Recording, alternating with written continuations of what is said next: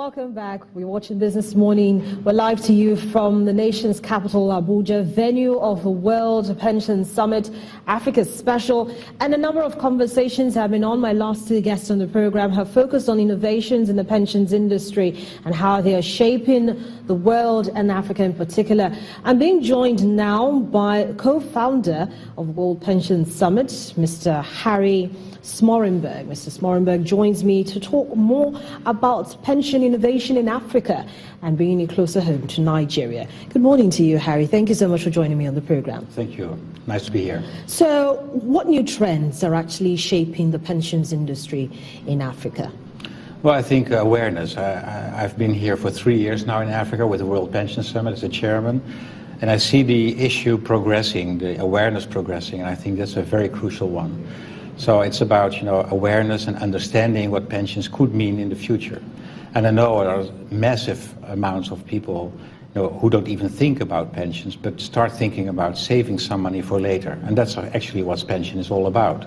Actually, it's more or less about planning your financial continuity. A difficult word, but it means that you have to have liquidity, you have to have money in times you are not able to work, you want to study more, you switch your jobs. And in the long run, even eventually, you will retire or you are not able to work anymore, so you need some reserves. It all starts with saving, so financial inclusion, opening up the system, making sure that people understand what saving means and be rigid about that and be, true to their purpose and not take away the money because they want to buy a car, but be prudent and save it for later. I think that understanding is crucial for Africa to start with. So you talked about financial inclusion. Do you think there are enough financial literacy programs, for instance, to encourage, more awareness, as you spoke about?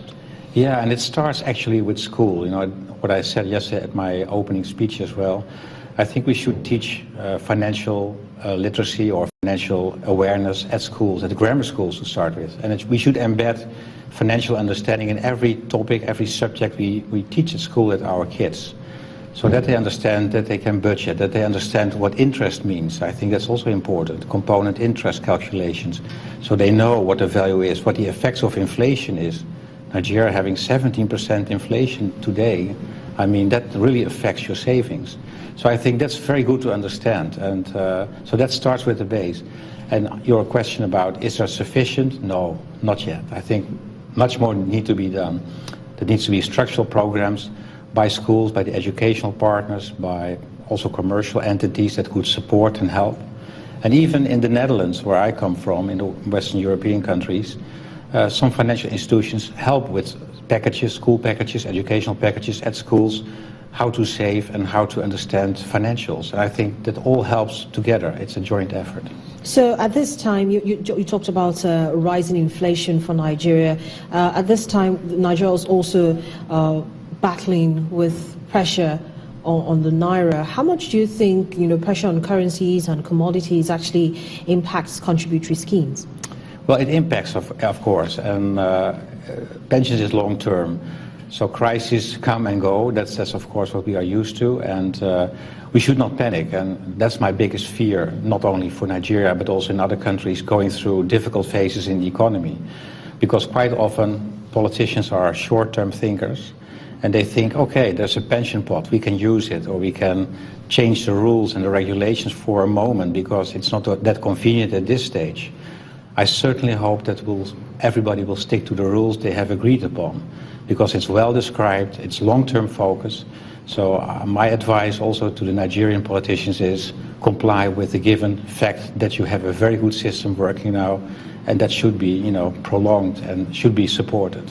So you don't think that at this time, this pension funds, over 5 trillion, over about 5.4 trillion Naira of pension funds should be invested in critical sectors of the economy, like infrastructure, for instance, or agriculture, or other sectors of the economy that needs funding at this time? Absolutely. No, but we are talking about money from you and your neighbors and your family in Nigeria. So a prudent way to deal with that is essential. It's a pension promise you have to keep until you turn 60 or 65. Then the value of that money should be there, and it should be turned out in an annuity that you can live from. So to secure the return of money starts now. So if you invest all your money in building roads in Nigeria, I mean, that would be a very risky way to invest your money. So I think being a catalyst and support the idea of infrastructural investments is great, but secure also that foreign investors jump in and see the potential of Africa, see the potential of Nigeria in this case. And that is the case. I mean, Nigeria is number one economy in Africa already, and the people see it. And if you see how the country will prosper after this crisis again, I think a lot of investors are opening their eyes on Africa and Nigeria. So if the pension fund could be a catalyst and say, okay, we'll initiate plans and we support to some extent with money and invest in these projects, that would be perfect, great. But it should be, well balanced in the risk management portfolio of the total pension pot of Nigeria. So what about private sector now trying to access these funds? All this while it's just been the public side of it that's been wanting to access this over 5 trillion. Do you think the private sector should also have a shot at getting these funds as well to invest? Well, you mean to fund the pension pot? No, there have been growing calls that the public sector, as the federal government, should be allowed to access this funds to use infrastructure development, just like I asked you and you just finished commenting on. Right. So if the federal government has been encouraged, why can't the private sector also be encouraged? Because they also need funds to run businesses and to key into very critical projects. Yeah. Well, in times of crisis, everybody's looking for the money. And it's an easy game, it's a pension pot sitting there. It's owned by, we don't know who is owned by, because it's invisible actually who the owners are at this stage. That pops up at the end when people want to withdraw their money for their pensions. So it's a very sensitive moment. And I would refrain from, grabbing in this pot for no reason actually, to invest in all kinds of opportunities that are perhaps more risky or not well defined or opportunistic. So I think we should have a very prudent policy on that. So how about investing in less risky investments like housing, for instance? Yes. Water projects. Right.